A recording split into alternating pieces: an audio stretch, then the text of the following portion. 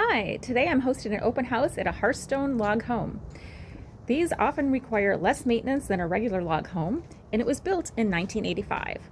They have better ceiling and tighter joints. Many newer log homes use improved construction methods, such as gaskets, chinking systems, precision milled logs. That usually means less air water intrusion, which causes a lot of log home headaches.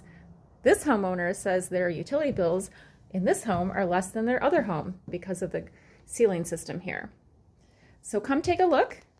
It's a 3-bedroom home and 2 bath on about 1 acre, and there's a room over the garage. There's stairs over here that go upstairs to the other bedrooms. There is a first floor main bedroom as well, and you can use it as a rental if you want, long-term rental. Short-term, you have to fill out some other forms, and you have to live on the property as well in this part of Nashville. This is near the Opryland Hotel, so it's out that way. Thanks. If you need any information, give me a call. Bye.